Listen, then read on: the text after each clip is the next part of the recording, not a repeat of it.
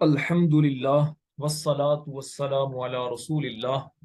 معزز طلبہ کرام، آج کا ہمارا سبق وہ ہے علم صرف کی ابتدائی باتیں۔ آج کے سبق میں علم صرف کی بنیادی باتیں آپ کے سامنے بیان کی جائیں گی۔ علم صرف کا موضوع کیا ہے، علم صرف کی تعریف کیا ہے، علم صرف کو صرف کہنے کی وجہ کیا ہے، علم صرف کا مقام و مرتبہ کیا ہے، علم صرف حاصل کرنے کی فضیلت کیا ہے، اور علم صرف کن چیزوں سے بنا ہے، علم صرف کو بنانے والا کون ہے، یعنی اس کا واضح یا بانی کہیں وہ کون ہے، علم صرف کی مشہور کتابیں کون سی ہیں۔ یہ ساری چیزیں آج کے ہمارے سبق کا لیکچر کا حصہ ہوں گی۔ تو بغیر کسی تاخیر کے ہم چلتے ہیں اپنے سبق کی طرف۔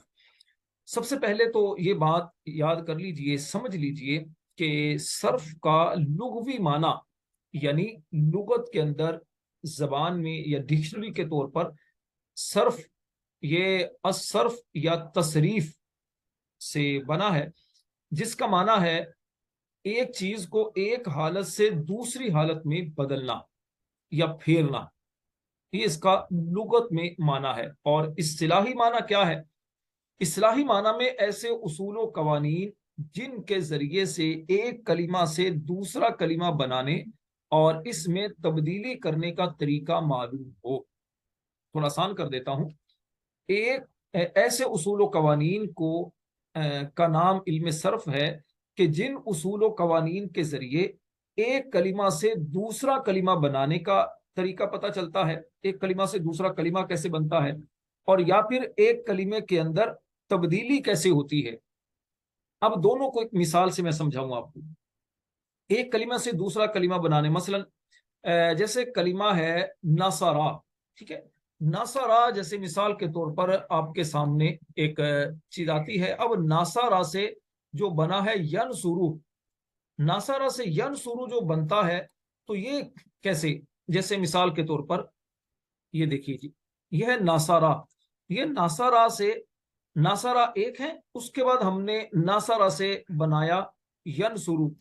یہ جو ینصرو جو آپ بناتے ہیں ناصرہ سے، یہ دیکھیں نون صاد را، ناصرہ سے ینصرو اور ینصرو سے یہ بن گیا ناصرن۔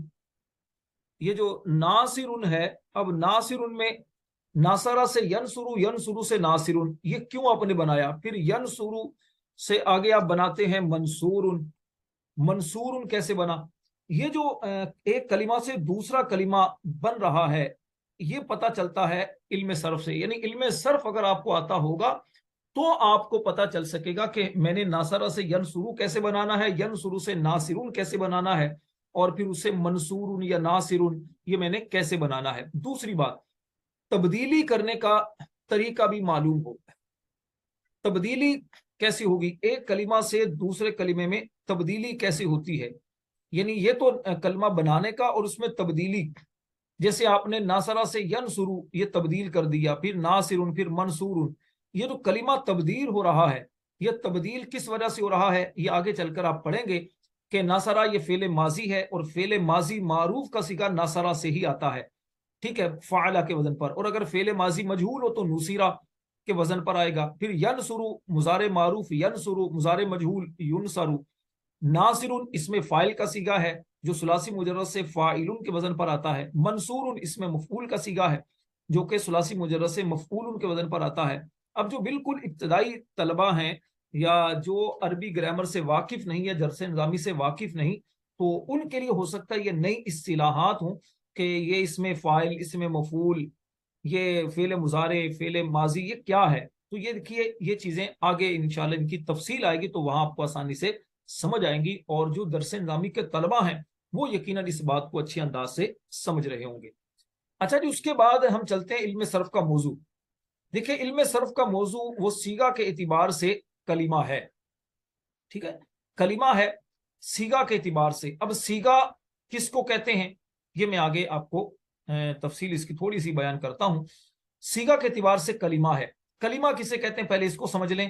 کلمہ کہتے ہیں ہر بامعنی لفظ کو کلمہ کہا جاتا ہے، یعنی ایک لفظ اور اس لفظ کا کوئی معنی ہو، کوئی مطلب ہو، تو اس کو کہا جاتا ہے کلمہ۔ جیسے کتابن، اب کتابن جب آپ کہتے ہیں تو کتابن جب کہتے ہیں تو کتابن ایسا لفظ ہے جس سے آپ کے سامنے ایک تصور آتا ہے ایک چیز کا کہ جس سے ہم علم حاصل کرتے ہیں، جس کو ہم پڑھتے ہیں، ٹھیک ہے۔ اور مسجد کہنے سے آپ کے سامنے ایک عمارت کا تصور آتا ہے کہ ایک ایسی جگہ جہاں مسلمان جمع ہو کر نماز پڑھتے ہیں، جہاں مسلمان اعتکاف میں بیٹھتے ہیں، ٹھیک ہے۔ تو یہ بامعنی لفظ ہے۔ اچھا، اس کے بعد سیگا کیا ہے؟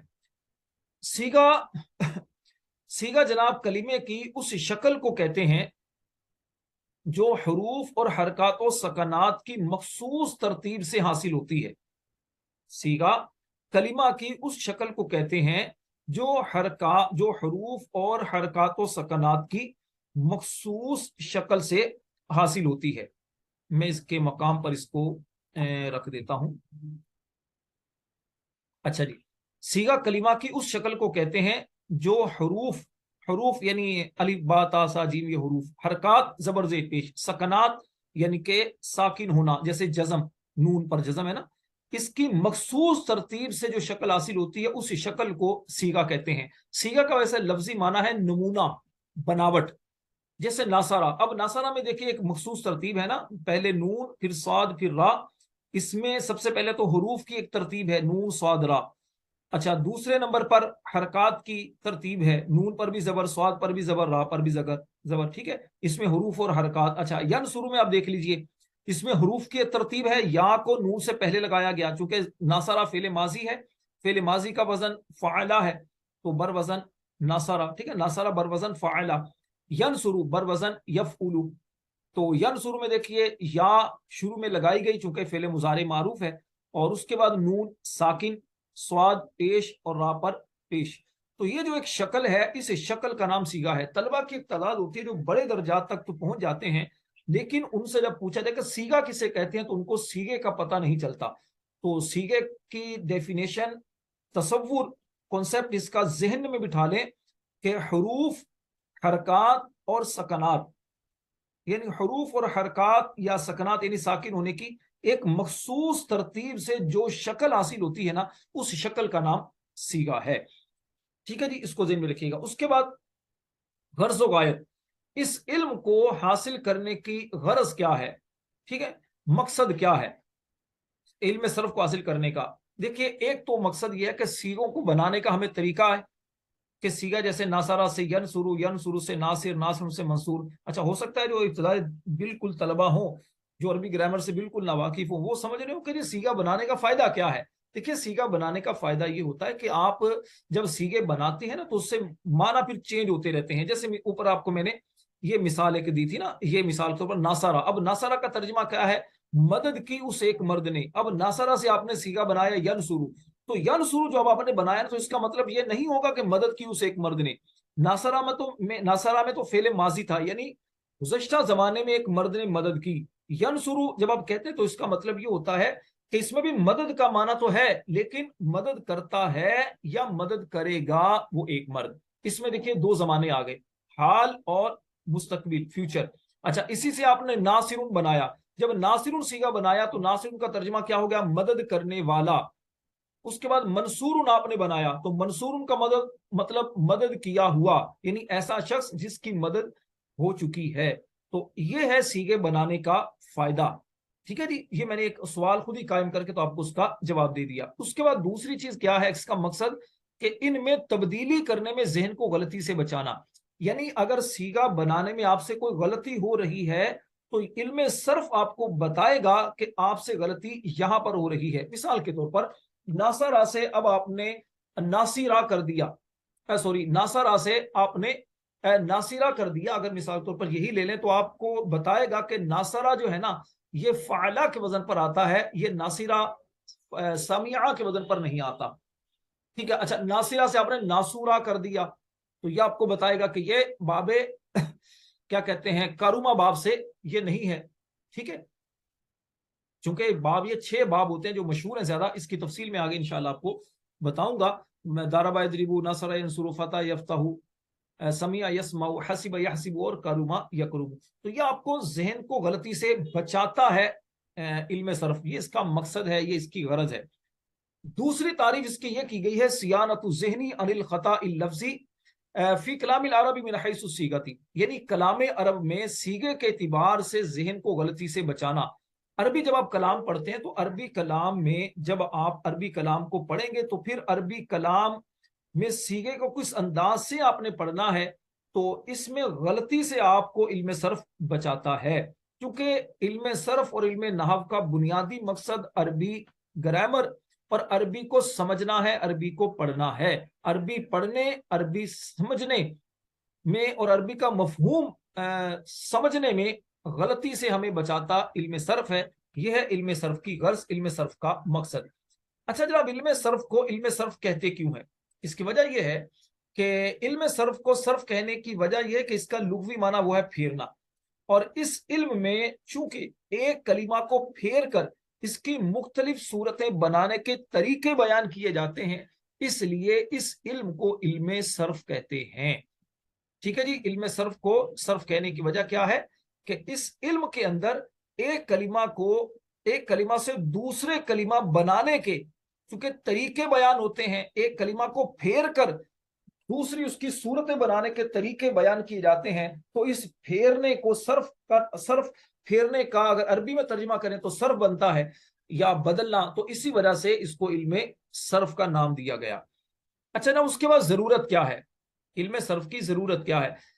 اس علم کی ضرورت یہ ہے کہ انسان کلمات کا درست تلفظ کرنے پر قادر ہو جائے۔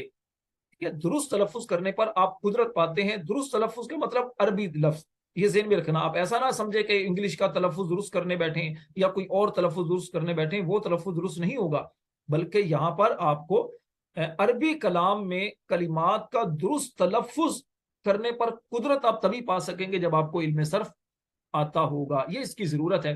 فائدہ کیا ہے علم صرف کا؟ اس کا فائدہ یہ ہے جناب کہ عربی لغت یعنی عربی زبان کو سمجھنے کی ایسی صلاحیت کا پیدا ہونا جو قرآن مجید اور احادیث کریمہ کو سمجھنے میں معاون اور مددگار ہوتی ہے، کیونکہ قرآن یہ بھی عربی میں ہے، احادیث کریمہ یہ بھی عربی میں ہے۔ تو عربی کو سمجھنے کے لیے ضروری ہے کہ ہمیں علم صرف آئے، کیونکہ علم صرف اور علم نحو یہ دونوں ہمیں عربی سمجھنے میں مددگار ہمارے ہوتے ہیں۔ علم نحو کے اندر ہمیں اعراب لگانے کا پتہ چلتا ہے، اور علم صرف کے اندر صیغے کا، لفظ کی بناوٹ کا ہمیں پتہ چلتا ہے۔ علم صرف کی فضیلت کیا ہے؟ علم صرف کے ذریعے قرآن مجید اور احادیث کو سمجھنے میں مدد ملتی ہے، اس وجہ سے اس کو بھی شرف اور فضیلت حاصل ہے، کیونکہ علم صرف آئے گا تو آپ کو قرآن سمجھ میں صحیح آئے گا، اور احادیث جو کہ عربی میں آپ کو سمجھ میں آئیں گی، اور یہ تبھی سمجھ آئیں گی جب آپ کو علم صرف آئے گا۔ علم صرف آئے گا تو سمجھ میں آئیں گے، تو جس علم کی وجہ سے قرآن یا حدیث سمجھ آئے تو اس سے اندازہ لگائیے کہ وہ علم کتنی فضیلت والا ہے۔ ٹھیک ہے جی، تو یہ اس کی ایک فضیلت ہے۔ علم صرف کا مرتبہ کیا ہے؟ مرتبے کا مطلب یہ ہے کہ علم صرف کو، اس علم کو کس علم سے پہلے اور کس علم کے بعد حاصل کرنا چاہیے۔ ٹھیک ہے جی، اس علم کو کس علم سے پہلے اور کس علم کے بعد حاصل کرنا چاہیے۔ تو اس میں جناب اصل چیز یہ ہے کہ علم صرف میں عموماً علم صرف کو علم نحو سے پہلے پڑھایا جاتا ہے۔ یہ جب آپ کو علم نحو کی ابتدائی باتیں میں نے بیان کی تھی تو اس میں آپ کو اس کی تفصیل بیان کی تھی کہ علم صرف کو پہلے پڑھایا جاتا ہے اور علم نحو کو بعد میں۔ اچھا، علم صرف کو پہلے کیوں پڑھایا جاتا ہے؟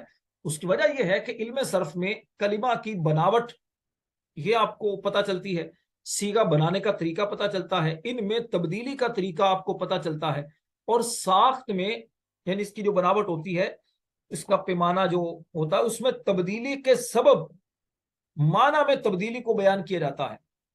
ٹھیک ہے، یعنی جیسے ہی صیغے کے اندر تبدیلی آئے گی تو ظاہر بات ہے اس کے معنی میں تبدیلی آئے گی، تو جب معنی میں تبدیلی آئے گی تو پھر آپ کو پتہ چلے گا کہ اس کا مفہوم کیا ہے۔ اچھا، یہ تو علم صرف میں ہو گیا۔ اور علم نحو میں حاصل شدہ کلمہ، یعنی پہلے آپ نے کلمہ بنایا، کلمہ بنانے کا طریقہ آپ کو آئے گا، کلمہ بنانے کے بعد اب آپ کو اعراب لگانا سکھایا جاتا ہے، اور ظاہر ہے کہ اعراب سے پہلے کلمہ کا ہونا ضروری ہے۔ اس کو میں تھوڑا آسان کر دوں، سب سے پہلے دیکھیے کلمہ بنانے کا طریقہ ہمیں آئے گا نا، کلمہ بنانے کا طریقہ آئے گا تو پھر اس پر زبر زیر پیش وغیرہ کی بات ہوگی۔ میں اس کو ایک مثال سے سمجھاؤں، جیسے آپ گھر بناتے ہیں نا، تو سب سے پہلے تو گھر بنایا جائے گا، گھر بنانے کے بعد اس کے نقش و نگار ماربل لگانا ہے، کلر کون سا کرنا ہے، جو جو چیزیں ہوں گی وہ آپ کی بعد میں آئیں گی، ٹھیک ہے؟ تو پہلے ایک چیز آتی ہے، اس کے بعد پھر اس کو سجایا جاتا ہے۔ تو اسی وجہ سے، اور آپ کو پتا کہ علم صرف کے اندر کلمہ بنانے کا طریقہ ہمیں بتایا جاتا ہے، اور علم نحو کے اندر ہمیں اس کلمے پر اعراب کا، یعنی اس کے آخری حرف پر اعراب کا ہمیں طریقے بیان کیے جاتے ہیں۔ مشہور مقولہ ہے الصرف ام العلوم والنحو ابوہا، کہ صرف تمام علوم کی ماں اور نحو اس کا باپ۔ اور آپ جانتے ہیں ام کا ایک معنی اصل بھی ہوتا ہے، یعنی تمام عربی علوم کی اصل اگر لیں گے تو وہ ہوگا صرف، کیونکہ صرف سے آپ کو جب عربی بنانے کا طریقہ آپ کو صرف سے آتا ہے، اور اس کے بعد پھر اس کے اعراب وغیرہ کی بات آتی ہے، تو اس لیے علم صرف کو علم نحو سے پہلے پڑھایا جاتا ہے۔ اچھا جی، ما بہل استمداد، اس کا مطلب یہ ہے کہ وہ چیزیں جن سے علم صرف کے قوانین بنائے اور ثابت کیے جاتے ہیں۔ دیکھیں دو چیزیں ہیں، ایک تو یہ کہ علم صرف کے قوانین بنائے کہاں سے جاتے ہیں، دوسرا جو بنائے جاتے ہیں تو یہ ثابت کہاں سے آپ کرتے ہیں کہ واقعی درست ہم نے یہ طریقے بنائے ہیں، یہ قوانین درست ہم نے بنائے ہیں۔